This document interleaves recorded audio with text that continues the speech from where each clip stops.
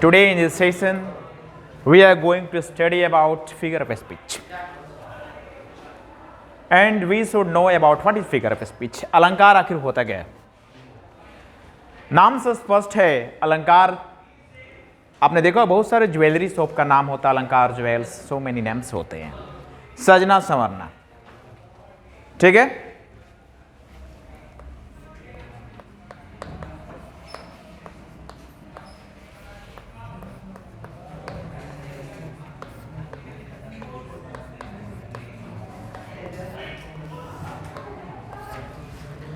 अलंकार तो हम इसे कह सकते हैं, we can say about figure of speech that figure of speech is a literary device which is used, लिखो, figure of speech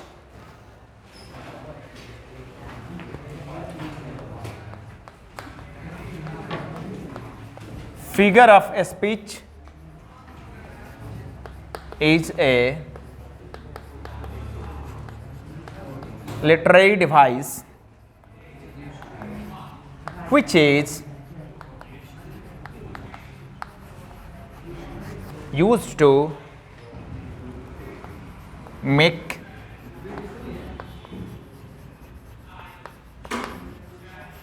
beautiful our songs,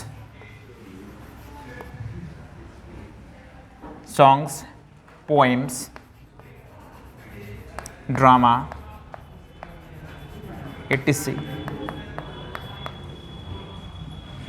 in reading,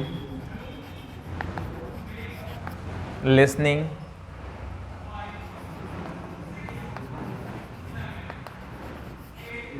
हो गया। इट इज बोल सकते फिगर ऑफ स्पीच वो literary device है जिसका इस्तेमाल हम इस तरह करते को सुनने में अच्छा लगे, पढ़ने में अच्छा लगे, देखने में अच्छा लगे।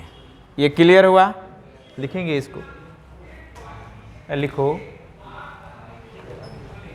पागल हो, लिखो, फिर से लिखो,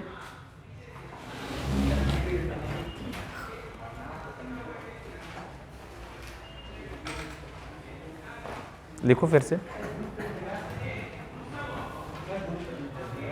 After it we will study about it one step by step, एक एक करके हम सबको आपको बताएंगे फिर से।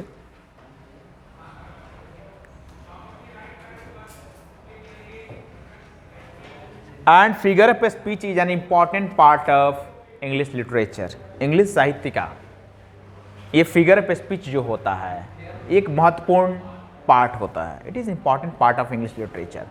हिंदी का टीचर भी आपको अलंकार हिंदी में पढ़ाए होंगे।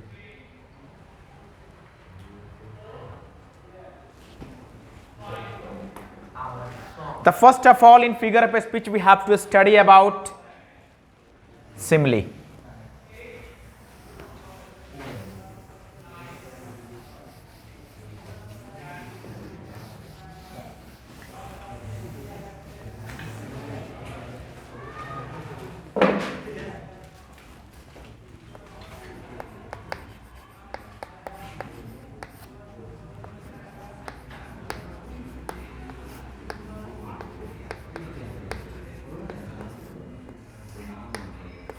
उपमा अलंकार,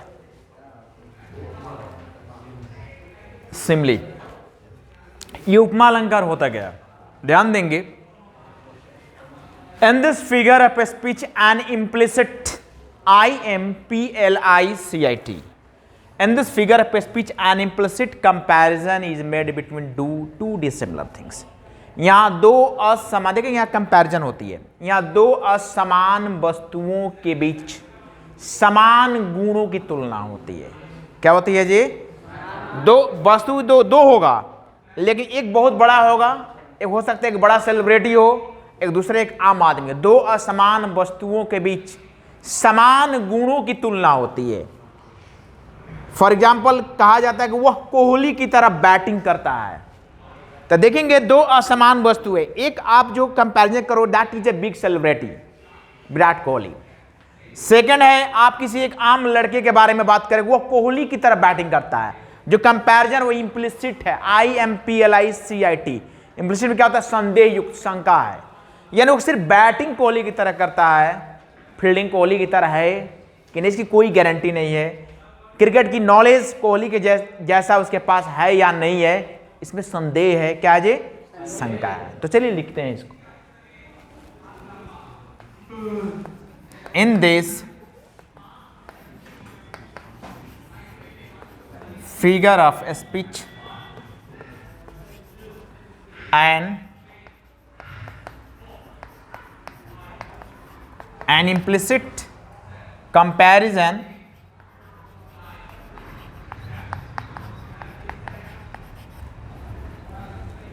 implicit मतलब क्या होता है जी, संदेह युक्त। Comparison is made between two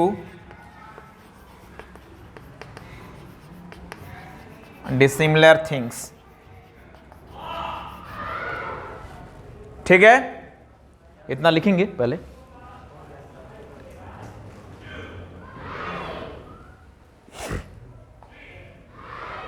next, यहां जो कंपैरिजन की जाती है सिर्फ एक या दो कैरेक्टर की जाती है। Here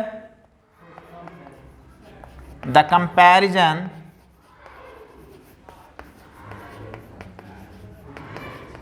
is made only for some characters।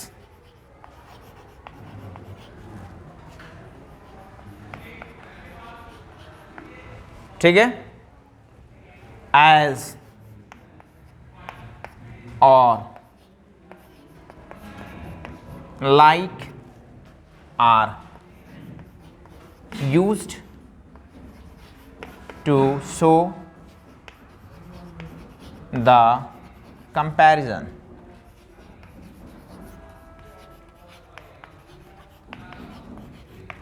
लिखेंगे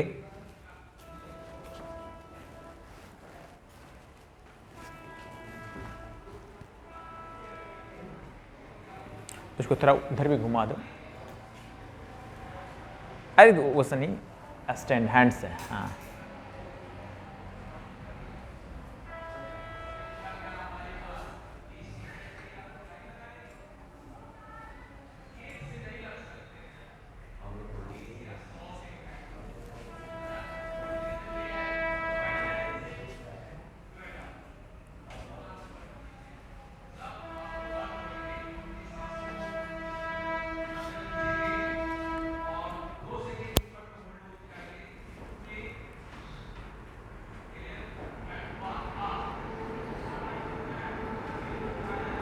लिख चुके होंगे आप लोग?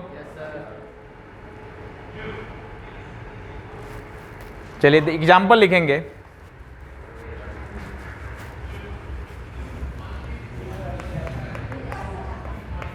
He is as strong as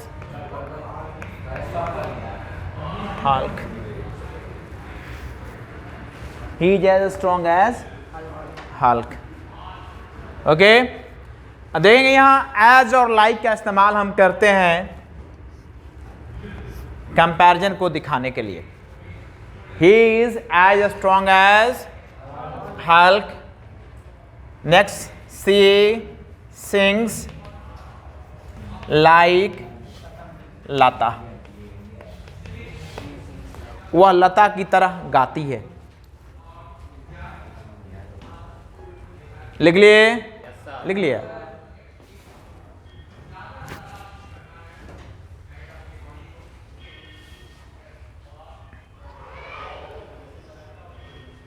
हो गया?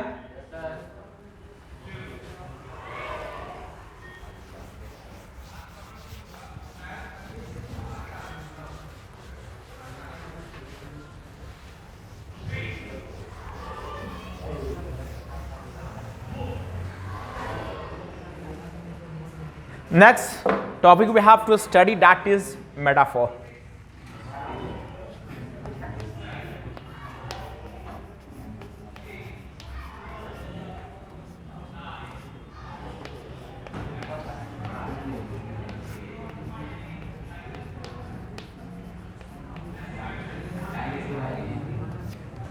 रूपक अलंकार, मेटाफोर। आजकल देखे होंगे फेसबुक भी अपना नाम चेंज कर मेटा रख लिया है, ठीक है, okay. Here it means that no any social sites of the world is, ठीक है, better than Meta. That means it means that जो भी आपका दैट मेटा नाम उसने इसलिए रखा कंपैरिजन, दैट आप मेन कंक्लूजन इसका क्या है कि मेटाफोर में होता है कि रूपक अलंकार, इसमें दो असमान वस्तुओं के बीच समान गुणों की तुलना की जाती है। लेकिन जो कंपैरिजन की जाती है सिमिली में सिर्फ एक या दो कैरेक्टर की कंपैरिजन की जाती है, लेकिन यहाँ जो कंपैरिजन किया जाता है हर कैरेक्टर्स की, हर एंगल से कंपैरिजन किया जाता है। इसलिए मार्क जुकरबर्ग ने भी अपने सोशल साइट्स का फेसबुक से नाम चेंज कर क्या रखा जी, मेटा। यानी हमारी जो सोशल साइट्स है, दुनिया के जितने भी सोशल साइट, ट्विटर, लिंक्डइन जो भी चलते हैं, उन सब में सबसे बेहतर है, सबसे अच्छी क्वालिटी देते हैं, हम हर फैसिलिटी अच्छा देते हैं। आपने देखा, ठीक है, okay. That's why Zuckerberg decided to change the name of his social sites from Facebook to Meta. तो यहाँ मेटाफोर हमें पढ़ना है, मेटा नहीं पढ़ना है, मेटाफोर पढ़ना है, रूपक अलंकार। आपने देखा हुआ गांव में कोई कोई अपने बेटे का नाम रूपक रखता है, ऐसा आप उनसे पूछेंगे आपने रूपक काहे रखा है, तो बोलेंगे नहीं पता है, अच्छा लगा तो रख दिए। लेकिन होता है कि कहने का मतलब जितने लड़के हैं इस गांव के हैं या इस एरिया के जितने भी लड़के हैं, उनमें सब में हमारा जो बेटा है लाखों में एक है, इसके कंपैरिजन में कोई नहीं है। डेट्स वाई हम अपने बेटे का नाम क्या रखे जी, रूपक रखे, ठीक है। यानी मेरा लड़का पढ़ने में अच्छा है, बदमाशी में अच्छा है, पिटाता है तो खूब पिटाता है, पढ़ता है तो खूब पढ़ता है, घूमता है तो खूब घूमता है, बिल्कुल जैसे आप लोग हो। लिखेंगे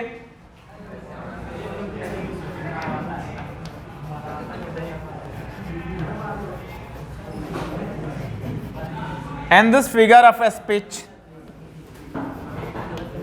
an explicit स्पष्ट रूप से, स्पष्ट ऐसे नहीं लिखा था हिंदी में जी,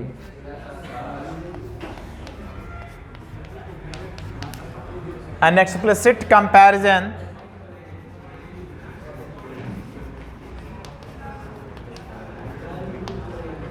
is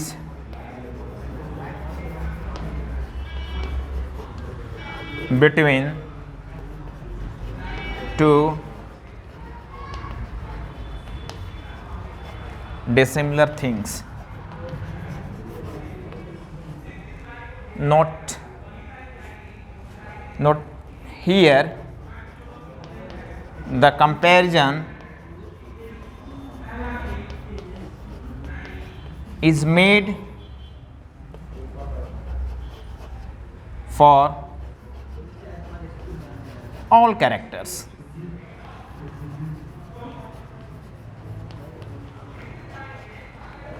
Note,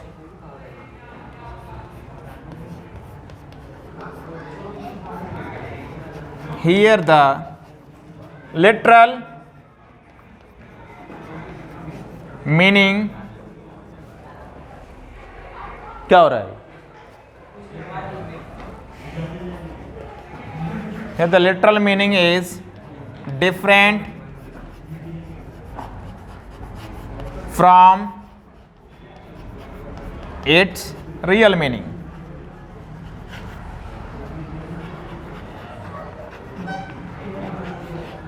इतना लिखेंगे तो इसके आगे बताता हूं।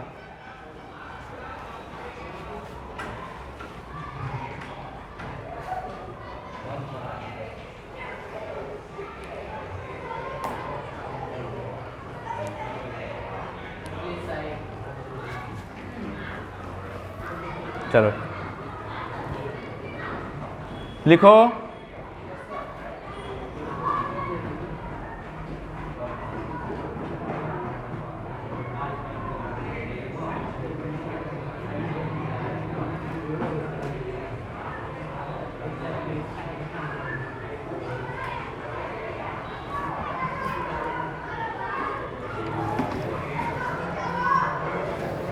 लिखेंगे।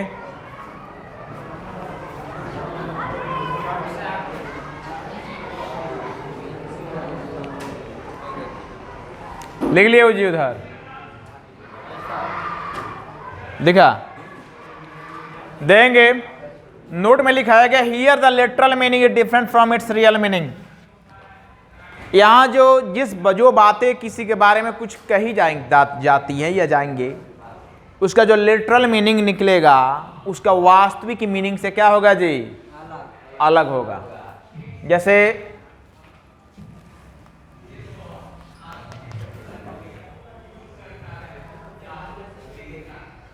वही क्या कर रहा है,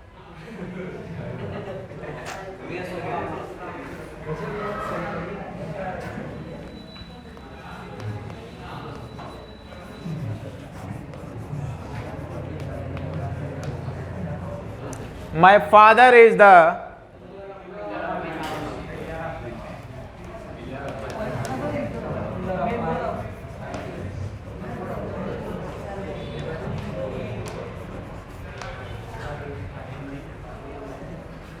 क्यों पिटाने के लिए बेचैन हो तुम लोग? बता रहे हैं, लिख लिया यहां तक। हाँ देंगे, लिख लेंगे तो बताता हूं।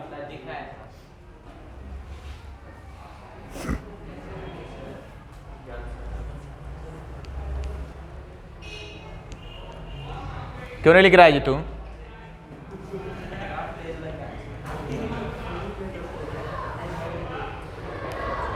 देखिए, my father is the pillar of my family. यहां फादर को पिलर कहा गया है, स्तंभ, खंभा। देखिए, स्तंभ दो तीन तरह का होता है, मैं तीन चीज़ों का बना होता है। एक स्तंभ लकड़ी का होता है, दूसरा सीमेंट का ढाला हुआ होता है, तीसरा लोहे का होता है। खंभा, पिलर। तो आपने देखा होगा, लेकिन फादर को पिलर कहा गया। Father is called the pillar of the family. ठीक है, तो यहाँ इसका लिटरल मीनिंग ये है, ऐसा नहीं कि फादर जो है खंभा है, लेकिन फादर को पिलर कहा गया है। तो पिता जो होता है, कोई किसी के फादर हो, पिता जो फादर जो होता है किसी भी परिवार रूपी इमारत का, वो स्तंभ होता है। Total present 29, total option 8। Father जो होता है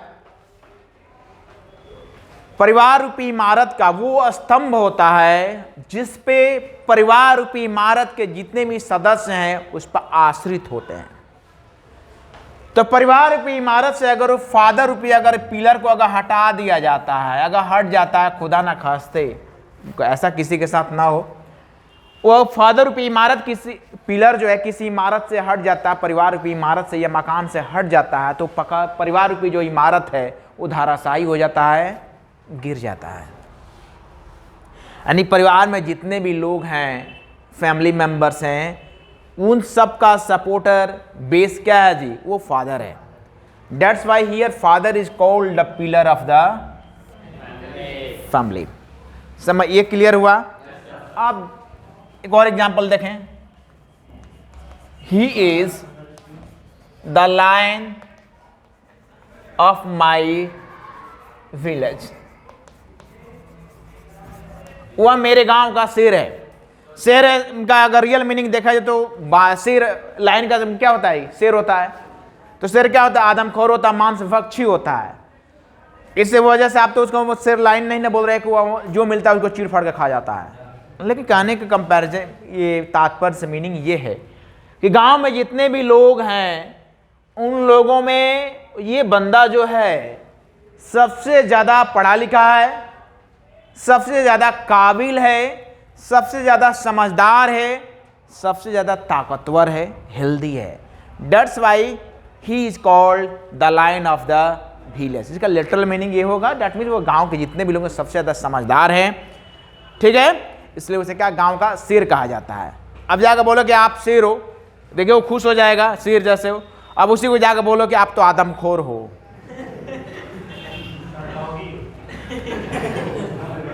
और डॉगी शेर हो गया, हद है, कुछ बोल देता है।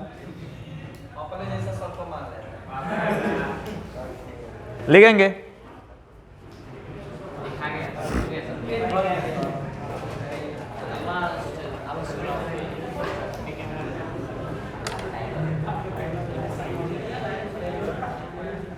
ये हो गया।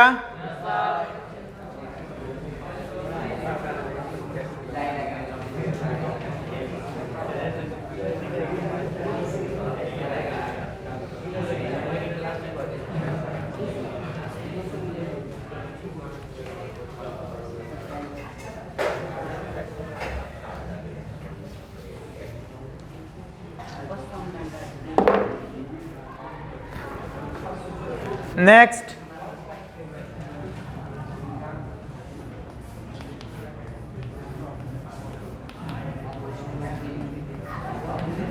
apostrophe।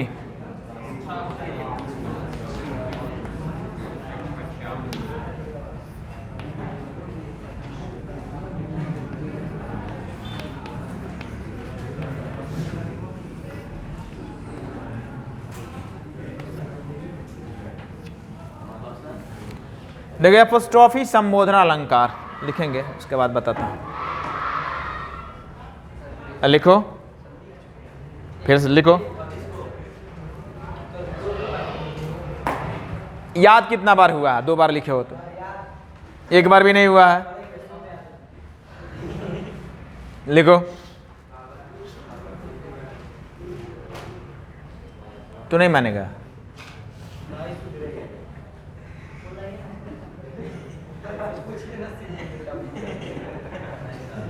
उसके सिमली मेटाफोर का कॉन्सेप्ट आज तक क्लियर नहीं हुआ।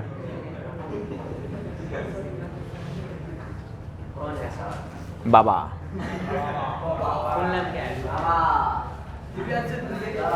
देंगे apostrophe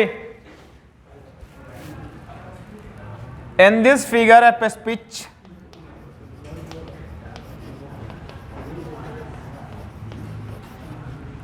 speech we address non-living things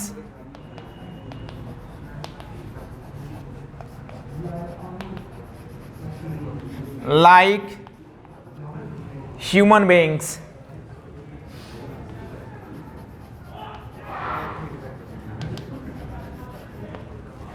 ठीक है, लिखेंगे, बताता हूं इसको। देखो इसमें एपोस्ट्रोफी का में हम नॉन लिविंग थिंग को ऐसे संबोधित करते हैं, एड्रेस करते हैं मानो वो इंसान हो। लिखेंगे तो बताता हूं इसके बारे में।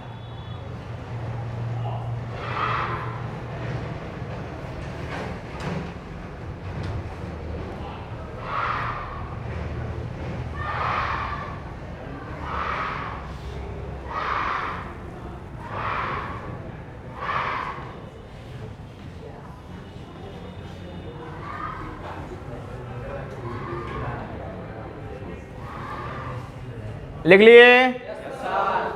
तो देखेंगे एपोस्ट्रोफी में नॉन लिविंग थिंग को ऐसे हम संबोधित करते हैं मानो वह इंसान हो। देख गाना लिखने वाले बॉलीवुड वाले सबसे ज्यादा इसके इस्तेमाल करते हैं लोग। गांव में देखोगे बहुत सारे बुजुर्ग जो चलने फिरने में असमर्थ हो जाते हैं, ठंड के दिनों में बैठ जाते हैं धूप में, कहते हैं भगवान अब ले चला।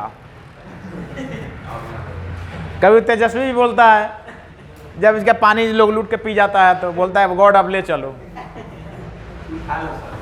हाँ ठीक है, या बोलता है लोग देखो वो सब देखता होगा, बोलता है ना सब जी।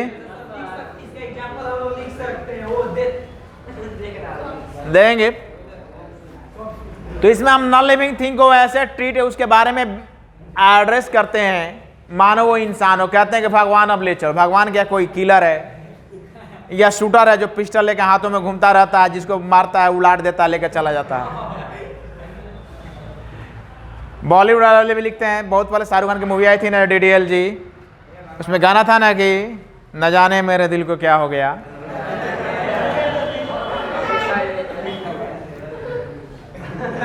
तुझे क्या हुआ जी?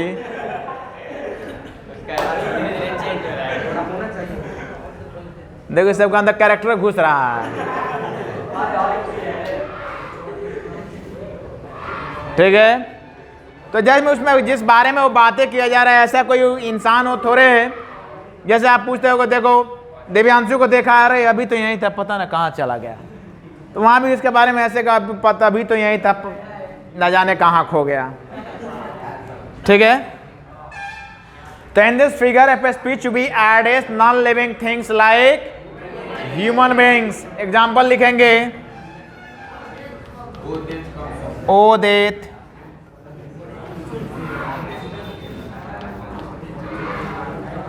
कम सून,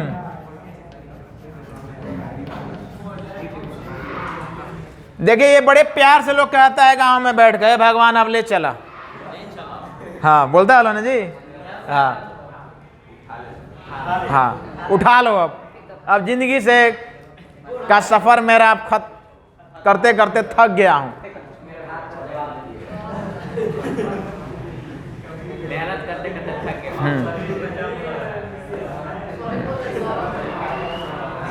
हाँ कहते हैं मेहनत कर लिया होगा, मुझसे ले चलो। हाँ, ओए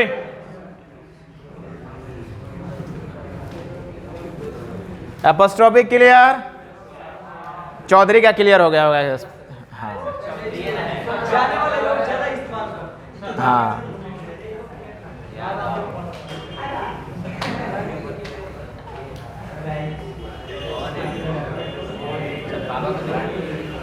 ओए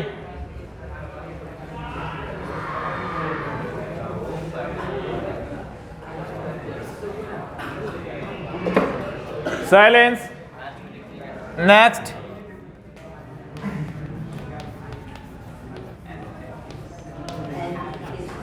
एंथेसिस।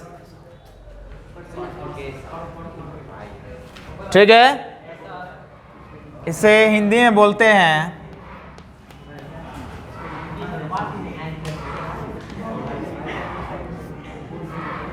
विरोधाभास अलंकार।